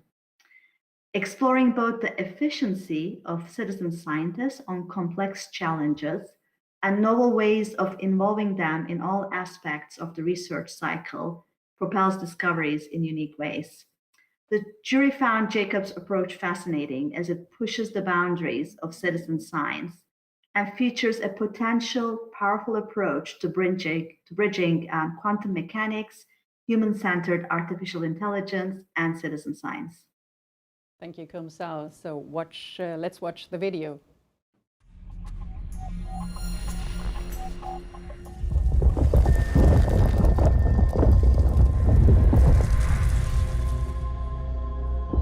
Breaking the wall of hybrid intelligence. Jakob Scherson, Aarhus University. The rise of AI has divided the world into techno-enthusiasts who are fascinated by the innovative potential and skepticists who fear the total replacement of the human workforce in the near future. We believe that the solution lies in developing hybrid intelligence, which is synergetic interactions that optimally levy the strengths of both humans and machines. And for us, we have developed 3 different novel components in order to achieve this. First, we've been exploring AI-based problem solving by, for instance, for the first time ever, applying the famous AlphaZero algorithm to problem solving of real-world problems and not just chess and Go. In our case, optimizing something called a quantum computer. Second, we have transformed these kinds of natural science challenges into online computer games that have been played by hundreds of thousands of citizens around the world. And lastly, we have taken social science studies out of the lab and engaged tens of thousands in systematic studies of human problem solving, cognition, and creativity. And this gives us a very versatile picture of what it means to be human in the 21st century. This project is looking at how we develop quantum computers. What exact piece of the puzzle are you looking at? Our newest and perhaps most ambitious game is called Skill Lab. It's a game in which we have transformed traditional cognitive profiling into an entertaining set of games. And then we've had tens of thousands of people playing these games, which has now given us a unique insight into human cognition. We have now established what you could call a database of cognitive profiles. And using that database of cognitive profiles, we can start to investigate the correlation or importance of our cognition on a lot of different aspects of human society. So we are looking at sleep patterns, we are looking at political affiliations, we're looking at entrepreneurship, and all of that can now be unraveled using the big data that we have from the Skill Lab game. What's your ultimate hope of the impact that artificial intelligence and human intelligence together will have? If we succeed together in creating hybrid intelligence, that is understanding the strengths and weaknesses of both human and artificial intelligence and combining those in a synergetic relationship, we'll see all instances of our society affected in a positive way. We'll see teachers who will be supported algorithmically in doing what they should do best. So that means that load will be taken off of their shoulders and they will concentrate on being able to notice the needs and of every child in the classroom. We'll see engineers in the companies who will be able to use and share their gut feelings together with algorithms and together with their co-developers. We'll see companies where HR consultants will be able to create teams that are well functioning because they will get all of the big data information from algorithms and then also still have that human intuition at play. Adam, what are you taking away from this? Well, we often, as scientists, as people, like to categorize things. And so we say, here's what's good about human intelligence, here's what's good about artificial intelligence. And it's very interesting to see a project which takes those strengths and weaknesses and tries to make something bigger than the sum of its parts from them. Our next winner is doing research on another interesting issue, Henrike Hartmann, Volkswagen Foundation. She is eager in breaking the wall of biased grant approvals. What does the jury say, Kumsal? The Volkswagen Foundation, with Enrique's leadership, has developed a new selection procedure trying to overcome the challenge of having an objective and fair review process for funding. In the funding initiative experiment, daring new ideas are funded both by selection by an independent jury, but also by lottery. The lottery system is partially randomized selection process after conducting a basic review, ensuring the project proposals are scientifically sound. This lottery approach is a complementary scientific selection process to peer review for funding, which can be subject to human bias. The jury selected this initiative because whether funding is biased by selection is a key question for innovation, and this novel approach explores an alternative and complementary way of funding that can prevent bias in the review process. So let's watch the video and learn more.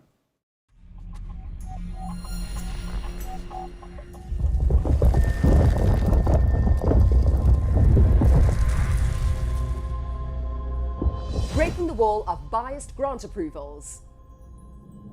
Henrike Hartmann, Volkswagen Stiftung. Our breakthrough really affects the peer review system, which is the central quality instrument, quality assessment instrument in science.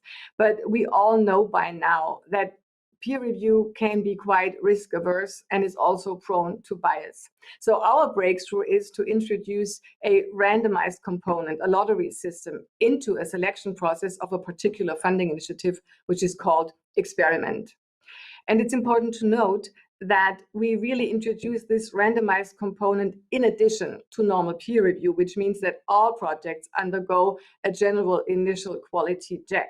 But then we do a lottery system, and we think it's a breakthrough because we are the first funding organization doing that on a really larger scale. Now, how actually does this work in practice? How are you introducing this element of randomness into the peer review funding process? The initial part is quite normal. We receive, let's say, 600 to 800 applications for Experiment. And then we do an in-house selection for those projects which really fit the funding scheme. That's usually a short list of, let's say, 150 to 200 applications. And these are sent out to peer review.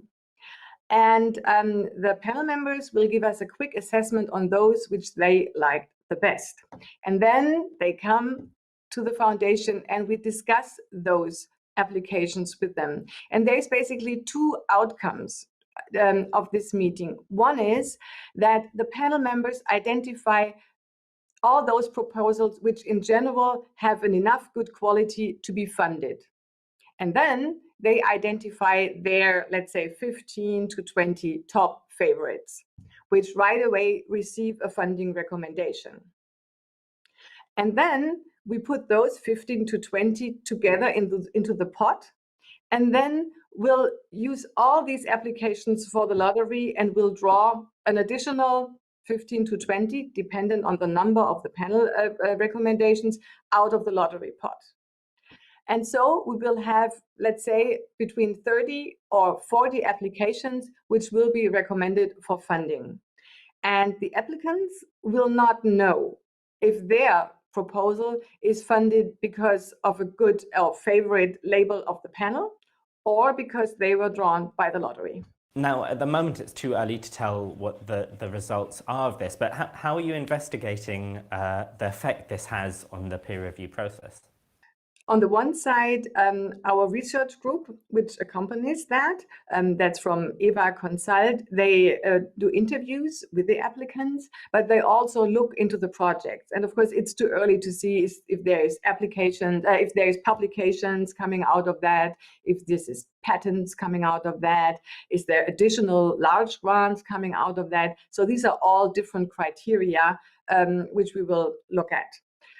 But of course, all the results, being it publication out of that research project or being it data coming out of that, all these things will be really open, available for everybody who's interested.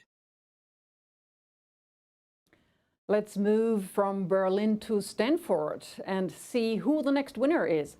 I'm glad to announce Caroline Bertozzi, Stanford University. She made it to the top 10. In her work, she is focusing on breaking disciplinary walls to transform human health. So, Kumsal, what was convincing for the jury about this? Thanks, Astrid. CAMH at Stanford, under the leadership of Caroline Bertozzi, brings together chemistry, biology, engineering, and medicine to address long-range challenges in human health. The institute focuses on molecules, allowing researchers to study human biology at a more fundamental level than cells, thereby paving the way for new tools to cure or prevent disease. Above all, at CAMH educates a new type of student who will transform healthcare, someone with the eyes of a clinician, the expertise of a scientist, and the problem-solving skills of an engineer. The jury thought that Caroline Bertozzi's institute truly provides a novel and interdisciplinary approach to identify new ways to improve public health outcomes. So here is the interview. Let's have a look.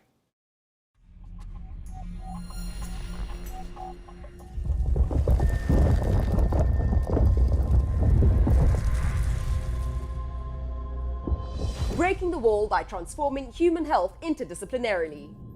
Caroline Bertozzi, Stanford University. At CAMH, our goal has been to break down the barriers between the basic sciences, the engineering sciences, and the clinical sciences, And it's a very unusual ecosystem that we've created, which includes a community of researchers and doctors, but also a physical structure, a building, which we designed to integrate people across the different disciplines into shared, what we call neighborhoods, with very interesting and unique research capabilities that are shared by our researchers as well as by the entire Stanford campus. Now, why is this something you would want to do? Why not just, say, create connections between different departments? Why actually put all these different disciplines in one building? You know, my own training back, 30 years now from when I was a PhD student and a postdoctoral fellow, gave me an insight into research at the boundary between disciplines.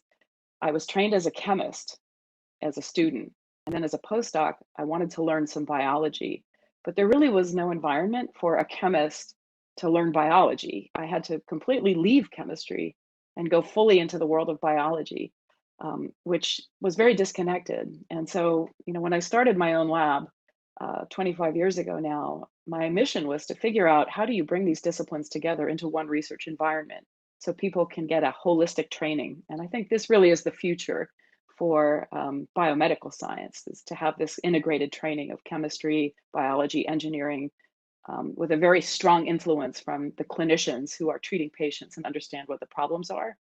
So it became my mission, really, as a career, to try and figure out how to bridge the divides for research and for education. And at Stanford, we've been able to do this with a very innovative institute.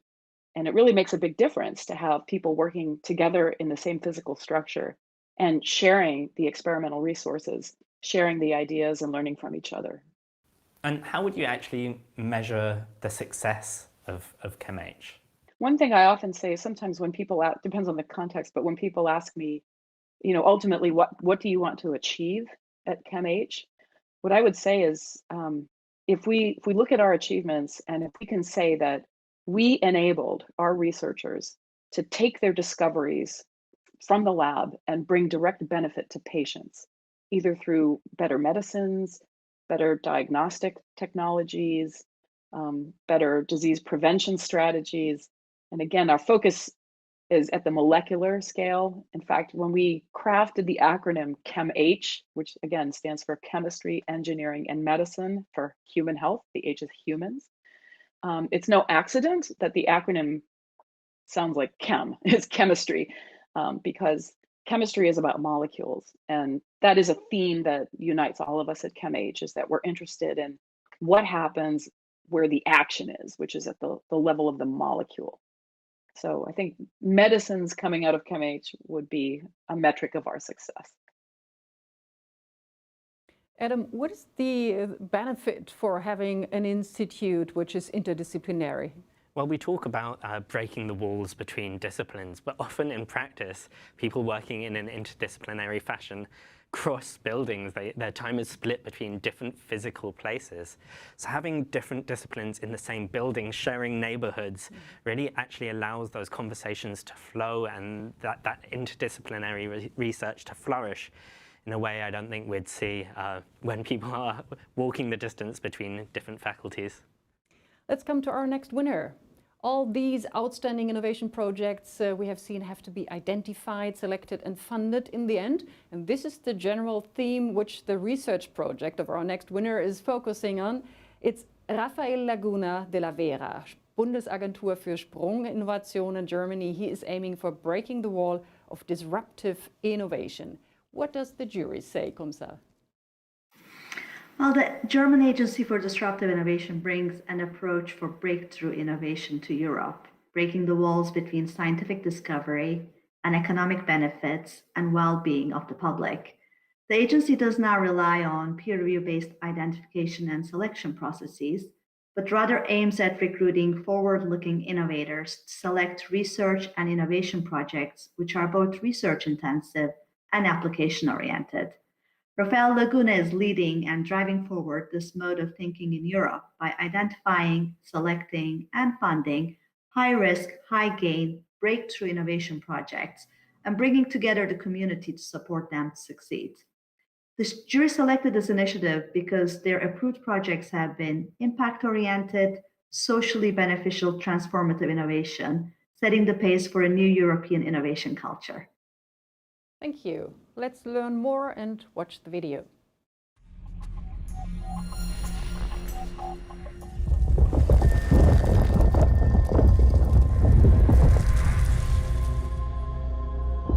Breaking the wall of disruptive innovation. Rafael Laguna de la Vera, Agency for Disruptive Innovation in Germany.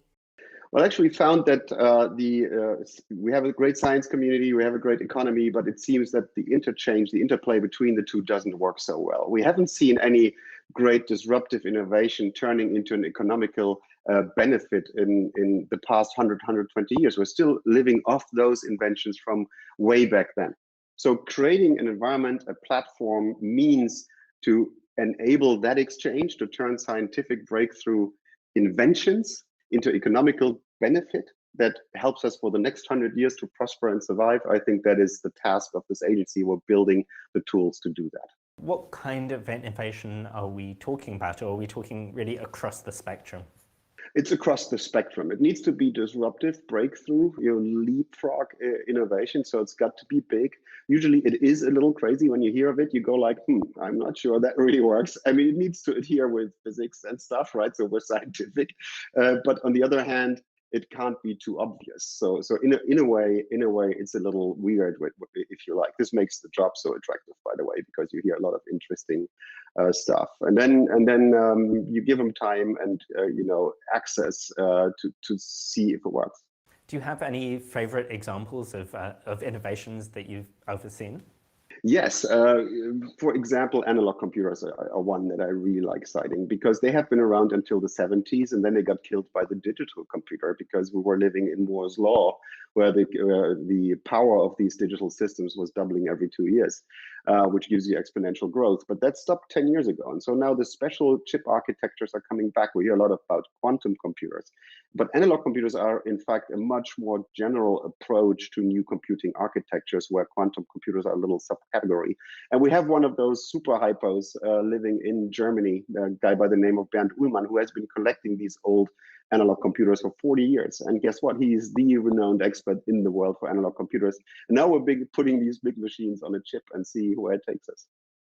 What's your dream for how this approach to innovation will end up impacting Germany, Europe, the world, maybe? I hope overall that eventually the agency is not necessary anymore, because disruptive innovation is being fostered by the ecosystem that's out there.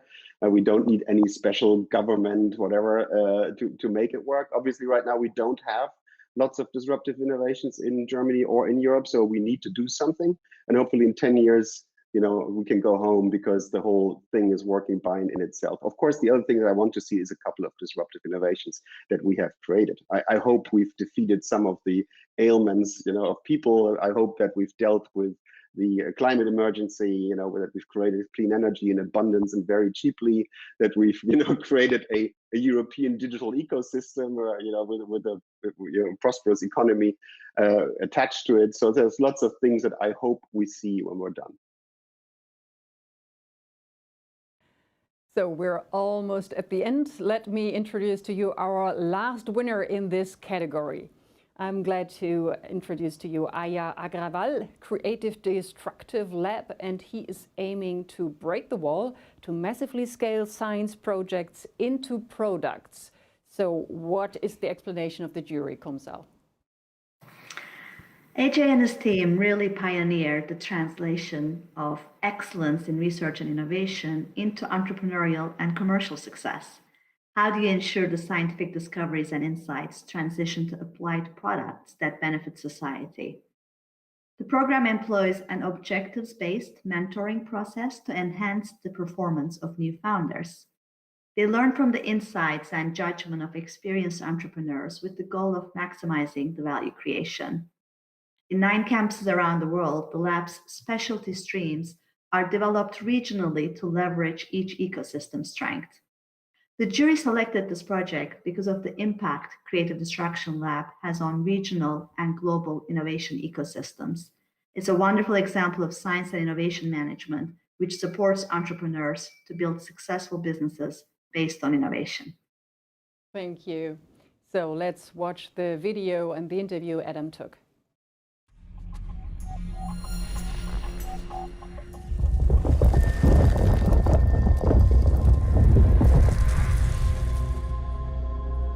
Breaking the wall to massively scale science projects into products. Ajay Agrawal, Creative Destruction Lab. One of the subfields of economics is called market design. And the breakthrough here is in developing a market design to solve a problem, which is taking science that is very often kept within the bounds of scientific discipline and only sort of findings only revealed to and shared amongst other experts in the field, and bringing that over the fence out of academia and into industry in a way that benefits humankind. Now, when we're talking about getting ideas out of science, are we talking about all of science, or are you focused on particular disciplines? We started actually very general. So we started right across disciplines. And then in 2015, we experimented with focusing on just one area, which was the application of artificial intelligence, applied machine learning. And what we learned in that process was that when we concentrated all of our focus and all of the scientific ideas and startups in one discipline, it started attracting specialized investors and specialized companies and so on. And that stream in artificial intelligence did very well. And so then we started creating more and more specialized streams in energy, in quantum computing, in space technology, and so on. And so, so we still have some general streams that are focused right across disciplines, but we have now a greater number of specialized streams. Do you have any specific examples or stories of the journeys ideas have gone on from this scientific bunker and out into the wider world through your organization? One was an idea about using artificial intelligence to predict which molecules will most effectively bind with which proteins, which could greatly accelerate the drug discovery process. And so that idea has since raised about $150 million, and they're well on their way to implementing that work in large-scale pharmaceutical applications. And how big a team effort is it actually coordinating all these different people? Yeah, so when we started the Creative Destruction Lab, it was myself and 2 graduate students at University of Toronto.